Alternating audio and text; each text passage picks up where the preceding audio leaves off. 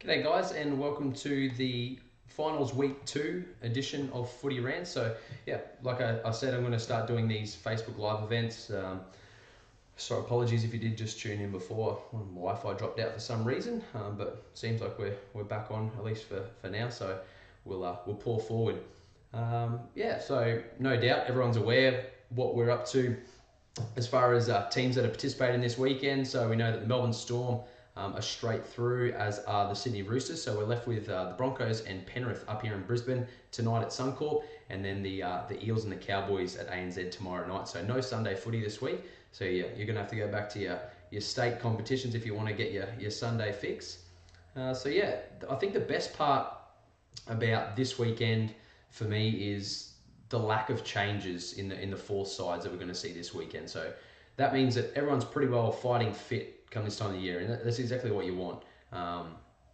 Yes, we're missing a few powerhouse names, the likes of Darius Boyd, Andrew McCulloch, even Bevan Franch, Clint Gutherson for the Eels, but and not to mention the long list that has now entered the fray up in North Queensland. So yeah, previewing tonight's game between the Broncos and Penrith. I know a lot of people now getting towards this crunch time probably won't be giving Penrith too much of a chance, but I really like their odds, to be fairly honest, and that's not just because I'm not much of a Broncos supporter, and anyone who knows me knows how much I love to give it to Bronx supporters, and I already have been giving it to my mates that are Bronx supporters this week. But nevertheless, their team, for those that are following on the replay on YouTube, I've got the team list up here. So yeah, if you do want to simulcast what I'm sort of going through on the live screening, you can always go back and watch it that way. But yeah, we see named 1 to 17 is the same, but whether we see, for Brisbane that is, whether we see Wayne Bennett opt for the same starting side, and that is David Mead, into the starting side with Nikorima on the bench is yet to be known. We're less than 3 hours away from kickoff now, so that'll all be made aware to us in the not too distant future. But look, as far as the results go for this game, it's played out pretty evenly. We've had a look at how these two teams have performed against each other before this season, and Brisbane came out very much on the the winning end of that. They ended up winning 32 points to 18. But again, it sort of sheds a little bit of light into the form that we've seen Penrith take into their follow-up match against Manly. So Broncos won 32-18. They did lead that match 28-0. You might remember there was a big flurry of points Penrith late. They scored 3 tries in the last 15 minutes, and then the Broncos sort of sealed the win. You might remember that short side scrum play where Milford jumped out the back of the scrum and put Matt Gillett over in the corner. So that's sort of positions the results of their last outing, sort of positions how they have been consistently on average throughout the season. So the Broncos have been able to score plenty of points. So they scored over 30 points in the last game. They've been averaging 25 plus throughout the season. So they did that against Penrith. And Penrith have been renowned for finishing very strong. And that's exactly what they did in this last encounter. So ultimately, it comes down for me to the battle of the forwards, how this game has started. We've seen a couple of weeks ago the Broncos forward pack absolutely dominate the Cowboys early on, and it ended up laying the foundation enough so that they were able to get home against the Cowboys. They were a little bit slower last week. It was the Roosters who got off to the flyer. But amazingly, the Broncos just seemed to, like I said in the review at the beginning of the week, it was almost, you couldn't pinpoint how they were scoring their points. So, for me, it comes down to the experienced players of this Brisbane side, and they are in the forward. So you've got the likes of Sam Thaiday, Adam Blair, both who aren't going to be at the club next year, and then Alex Glenn, Matt Gillett, and Josh Maguire, who are the powerhouse following up behind Sam Thaiday and Adam Blair. And Sam Thaiday, since everything's sort of gone down and he's been shown the back door at Red Hill, I think he's taken everything very much in his stride, and we've seen him play all over the shop We've seen him play on the edge. We've seen him play at 9, and now he finds himself in the front row. So, there's going to be a lot of emotion. We know it's Ben Hunt's last game before he moves to the Dragons. This is assuming this is their last game at Suncorp is what I'm getting at. Not potentially for the year if they get the win. They will play Melbourne next week.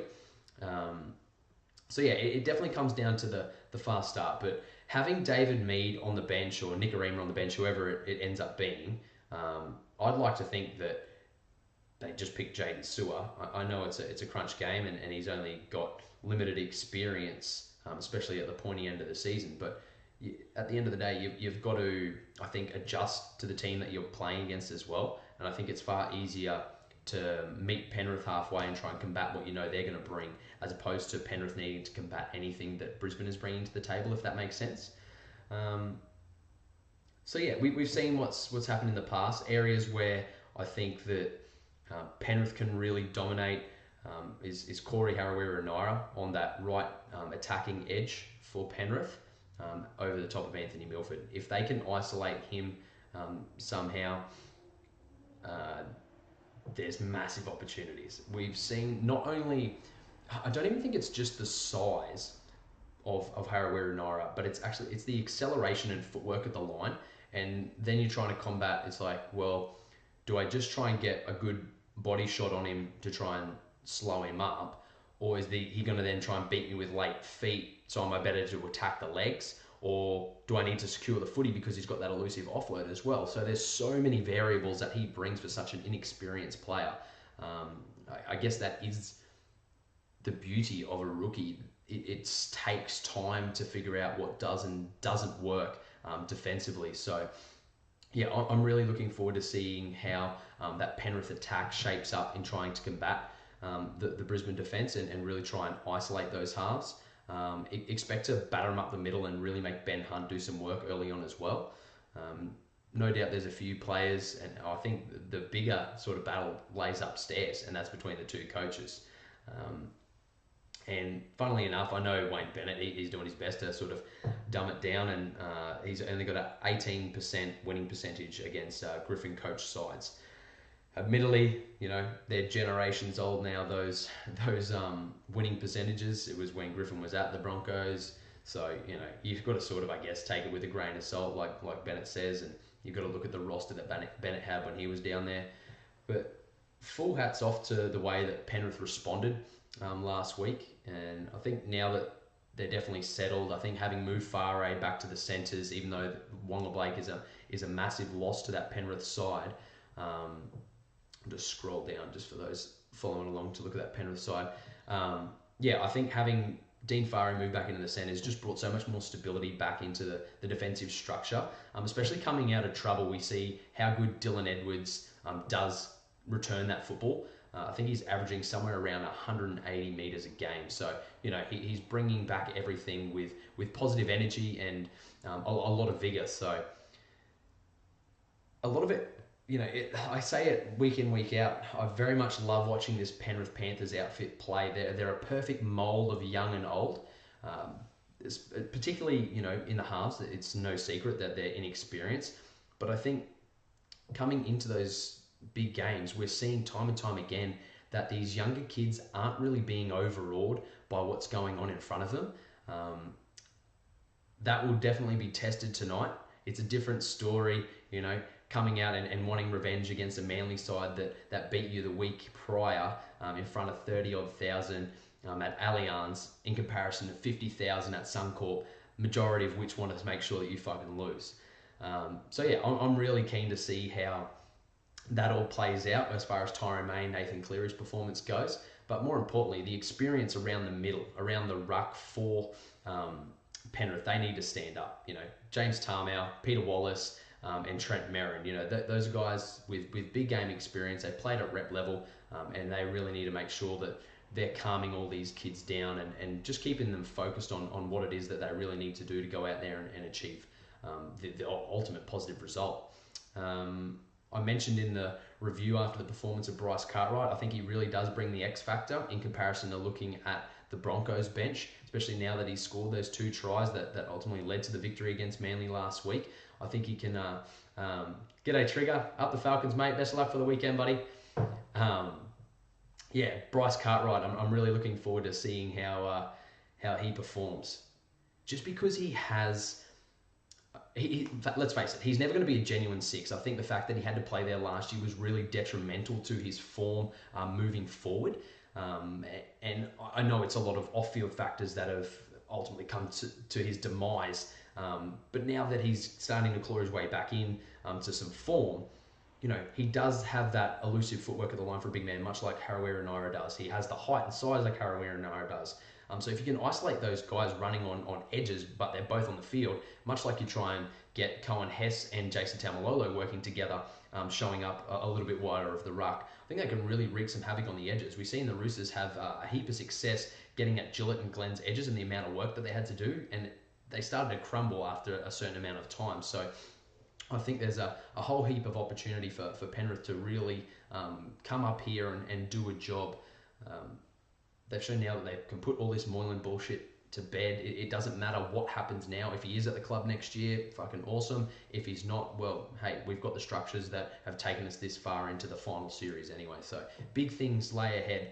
So sort of getting back to Brisbane, it's going to be a big swan song for a lot of these guys. Few people moving on. Tautau Moga, SESE moves on at the season's end, I'm frankly quite surprised that they've gone with Milford and Marshall in the halves, knowing that Benji won't be there next year. It makes you question what role Cody Nikorima is going to play if he does play halfback, and whether it's just I guess playing the line of best fit without Darius Boyd there, and that's another big question now. You're coming up against a side that's been unchanged that lost versus a side that's unchanged that won last week. And we mentioned how much coming into this time of year, yes, there is an element that it doesn't matter how you made it to the finals, it's what you do moving forward. It's going to be a tantalising battle. It's hard to know in either of these games whether there is much of a breakaway as far as finishing margins go. But for me, I think they're both going to be quite tight games, particularly this one. I can't really see this one being a blowout. And I guess one last little factor that comes into things is goal kicking. We know that the Broncos have been a little bit inconsistent with Kahu coming in and out of goal kicking duties with Milford, whereas Cleary's been pretty much at around 90% the whole season. So if it comes down to a conversion, I know where I'm putting my money, and it's that little factor alone, plus a few of the little bench options. I'm just smelling a bit of an upset. I really think some things are going to pop up and surprise us as viewers come this back end of the season. So for me, it's Penrith 1-12, and I think it could be really, really tight. Penrith maybe by 2. Okay, flicking over to the Eels and Cowboys. So my beloved Cowboys have somehow made it past week 1 of the finals, and hats off to them. They come down to ANZ. I think they've only played there once since the 2015 grand final.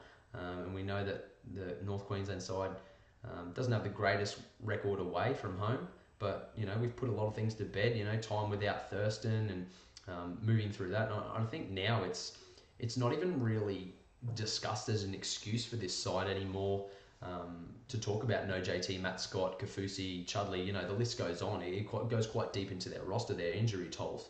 I think they're just adopting what it is that they have to get done now, and they know, and still looking at the side. If O'Neill is to come into the side, he's tipped to return after that nasty elbow dislocation, which you would assume Javid Bowen would probably be the one to miss out in the starting side. So if O'Neill does come in, 12 of the 17 played in the 15 premiership. So, you got most of the side there, the more than a framework. And you've still got the likes coming off the bench of Sean Fenton, who brings a wealth of experience from the Canberra Raiders. So, I think they're past it. The big question now, and I know a lot of you are probably thinking it, that how did the North Queensland side cope with a 90-minute performance last week against, even though I think they have been a little bit disappointing this year, the Cronulla side. You couldn't doubt the physicality of that game last week, but hell, didn't Jason Taumalolo rise to the occasion? So it's going to be a big question. Can they back that up? What have they got left in the tank? And that's the area that stresses me the most as far as the Cowboys progressing forward, is more so that bench. I've got no doubt that the starting side can come up front and do a job, much like the Melbourne Storm did. But hats off to Parramatta, they sort of weathered that a little bit, and their bench that came on, if we scroll down here for those that are following on in the replay on YouTube, Beau Scott, Kenny Edwards, Vave and Matangi. Now there could be a few little changes there. Tepai Maroa is in doubt after a concussion last week. So the word is that if that is the case and he does miss out, that Kenny Edwards could get promoted to that back row, and then either David Gower or Penny Terapo would come into the bench. So, regardless, even with Maroa potentially out, a pretty handy replacement in Penny Terapo, even though he's sort of been limited with his appearances so far this season. He's only got 6 games under his belt. But, aside from that, it looks like Cameron King is going to be fine. It looked a little bit nasty initially, that another elbow injury. We've been seeing a few in recent times in the NRL, but it looks like he's going to be okay. He was just on light duties from what I've been reading in the media during the week. We see there in the reserves that Kaiser Pritchard is named at 18th man. Look, I like the play of keeping Cameron King there. It's super unfortunate that Kaiser Pritchard, having played 15 games and still, it's 5 games more than what Cameron King has. Flow and momentum means a lot come this time of the year, which makes me question, if they do pull David Bowen out for O'Neill, he's then going to mark up against Michael Jennings, who's in a great little patch of form at the moment. We're seeing some of the explosive footwork and opportunistic behaviour that we've grown accustomed to from Jennings, and it could be a bit of a hard task in your first game in what has to be probably 4 or 5 weeks for O'Neill if he does end up getting a start. So yeah, for me it's quite the contrast. Yes, I just mentioned the Parramatta bench, but I'm also really excited about the back line for Parramatta, very much more so than the back line for the Cowboys. Will Smith has proven a very handy replacement now, and I think what he offers in ball playing ability, if anything, is probably more than what Bevan French offers. He's probably more akin to Gutherson without sort of the tall, rangy build that Gutherson presents. But the likes of Semi Radradra, Ava'a, they're both physical guys. Takarangi's a huge guy. We just already spoken about Michael Jennings.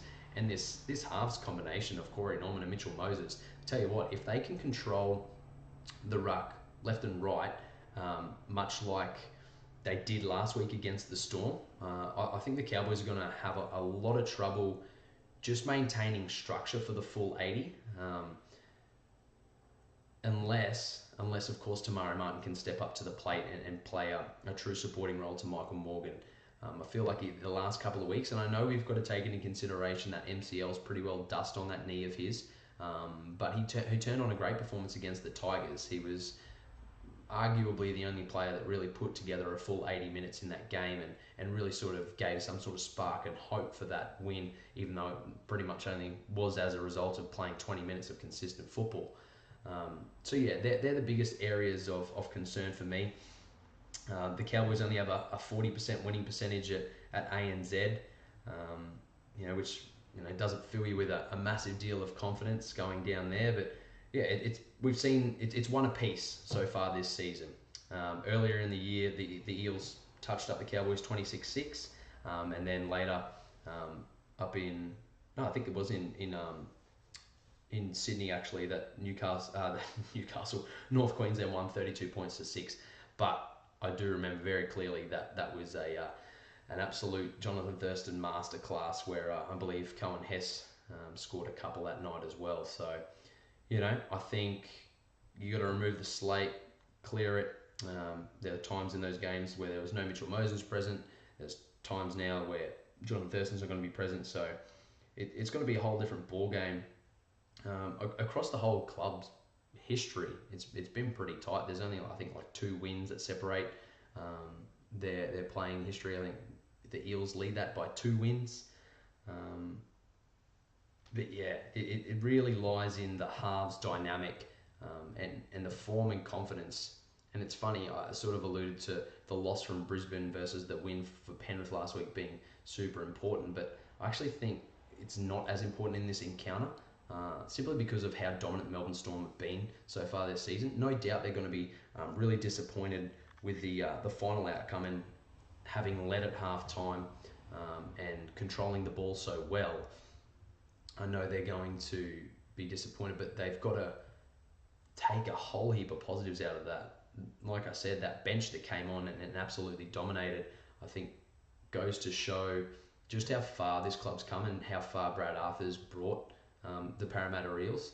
For me, he's hands down Coach of the Year for 2017. So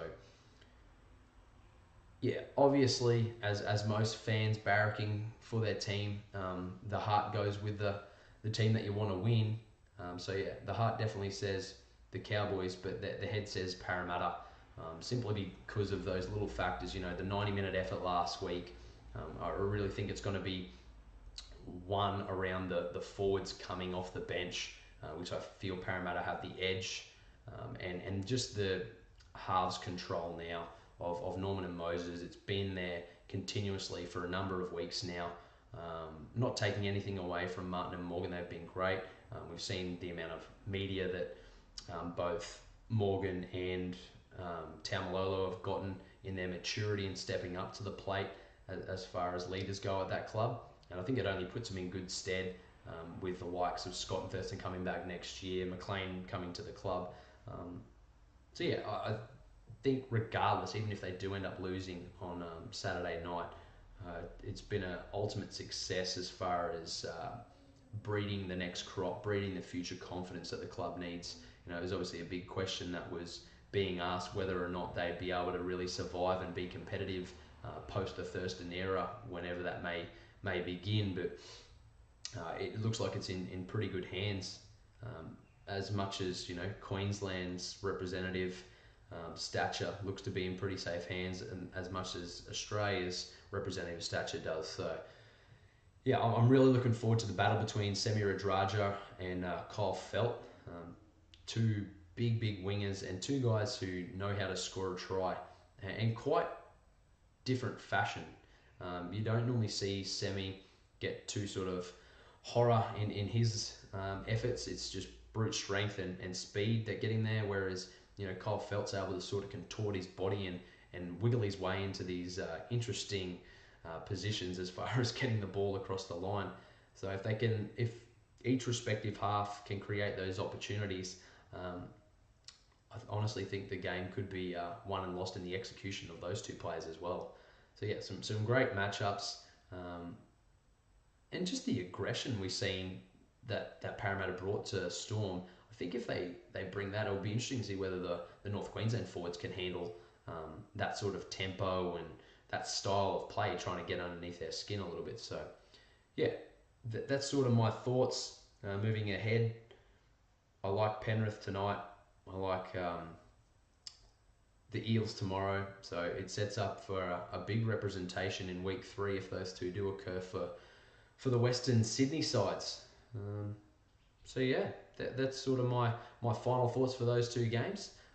If you do have any questions, now's the last time to post them. Otherwise, I guess we'll have a bit more of a discussion about the events that unfolded. Again, I'll post when I do want to have that conversation with you guys. It'll either be Sunday afternoon or Monday night, I suggest. But other than that, thanks for tuning in, and I'll see you next week. Alrighty, gang, have a good weekend. See ya.